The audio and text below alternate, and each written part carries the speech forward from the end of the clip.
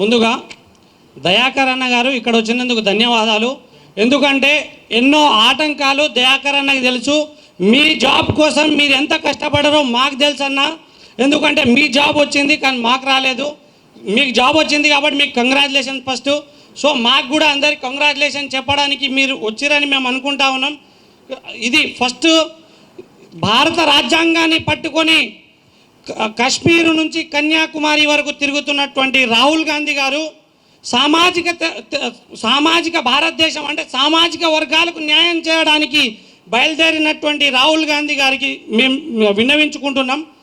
ఈ GO-29 అనేటువంటిది తెచ్చిరన్న సామాజిక అంటే SC, ST, BC మైనారిటీ వాళ్ళకు చాలా అన్యాయం జరిగింది GO-29 వల్ల. GO-55 అనేటువంటిది కరెక్ట్ ఉండే, కానీ ఈరోజు GO-29 తీసుకొచ్చి మా కడుపును కొట్టిరన్న. దీన్ని మాత్రం రాబోయే నోటిఫికేషన్లో ఏ నోటిఫికేషన్లో కూడా GO-29 అనేటువంటిది ఉండకూడదు. GO-29 ఉంటే మన SC, ST, BC మైనారిటీ వాళ్ళకి అన్యాయం అన్న. ఇది మాత్రం ఖచ్చితంగా దీన్ని తొలగించేంత వరకు మేము ఉద్యమిస్తూనే ఉంటాం. భారత రాజ్యాంగాన్ని చేతిలో పట్టుకొని రాహుల్ గాంధీ గారు ఏ విధంగా అయితే వారి కోసం పనిచేస్తూ ఉన్నారో ఇక్కడ ఉన్నటువంటి అందరు నిరుద్యోగుల కోసం ఇదే రాజ్యాంగం పట్టుకొని తిరుగుతామన్నా. దీంతోపాటు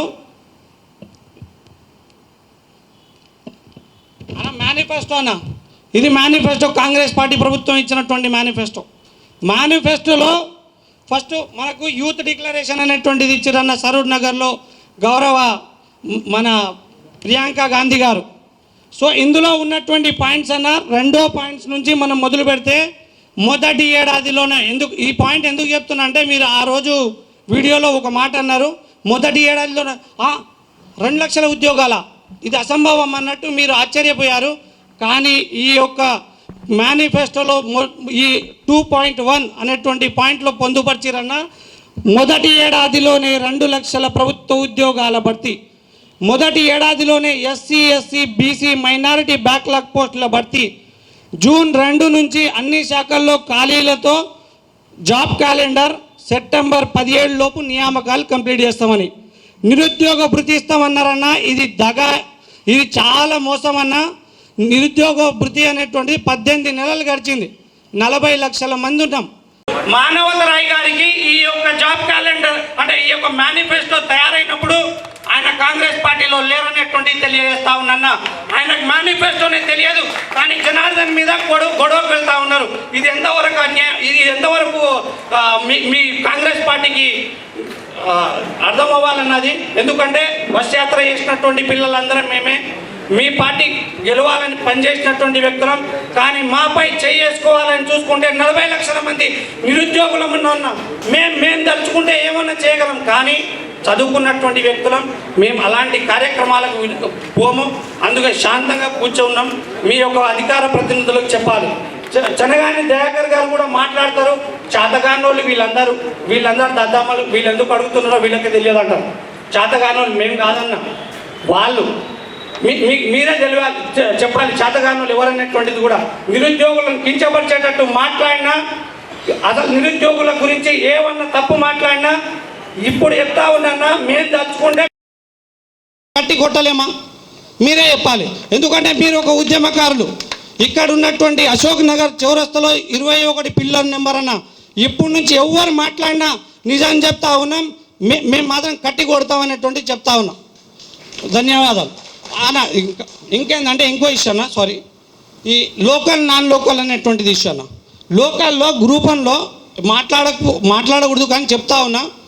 గ్రూప్ 1లో 34th ర్యాంక్ అనేటువంటిది నాన్ లోకల్ వారికి వచ్చింది, కానీ అది BCD అనేటువంటి మహిళకు రావాలి, కానీ నాన్ లోకల్ వ్యక్తులకు ఇచ్చారు. అది ఏ విధంగా ఇచ్చారనేటువంటిది కూడా తెలియజేయాలన్నా. అదేవిధంగా ఇప్పుడు ఒకసారి గేమ్ స్టార్ట్ అయిన తర్వాత గేమ్ రూల్ చేంజ్ అవ్వద్దని మన కాంగ్రెస్ పార్టీ పెద్దలు చాలామంది చెప్పారన్న. ఎందుకంటే మేము ఉద్యమం చేస్తూ ఉన్నప్పుడు. సో ఇదేంటంటే హాల్ టికెట్ అన్న, group 1 hall ticket, group 1 notification కూడా ఉంది ఇందులోనే. గ్రూప్ 1 హాల్ టికెట్లో 2వ నిబంధన, గ్రూప్ 1 హాల్ టికెట్లో 6.9 నిబంధన. అందులో జెల్ పెన్ అనేటువంటిది వాడకూడదు, జెల్ పెన్ వాడకూడదు. కానీ జెల్ పెన్ వాడకుండా TGPSC కొన్ని చర్యలు తీసుకోవాలి. ఎగ్జామ్ రాయడానికి సెంటర్లలో వెళ్ళేటప్పుడు కానీ ఎటువంటి చర్యలు తీసుకోలేదు. జెల్ పెన్తో రాసిరన్న.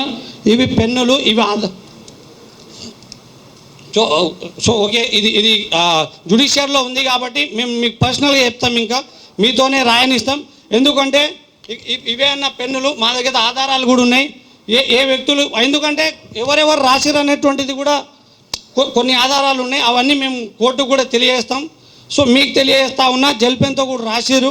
దాన్ని మాత్రం ఖచ్చితంగా ఎవరెవరైతే మేము ఈ కోర్టుకు వెళ్ళకముందే టీజీపీఎస్ఏ చెప్పాలి ఎవరెవరు రాసిరు, ఏం చేసిరు అనేటువంటిది. సో ఆ జెల్ పెన్తో రాసిన వారిని వెంటనే తీసేయాలి. ఎందుకంటే జెన్యూన్ క్యాండిడేట్స్ కొంతమంది రాలేదు, 50-60 మంది జెల్ పెన్తో రాస్తే కొంతమంది రారు కదా. సో జెన్యూన్గా రాసినటువంటి వాళ్ళకు కూడా జాబ్స్ అనేటువంటిది కింద మీద అయ్యే ఛాన్సెస్ కూడా ఉన్నాయన్న. So thank you.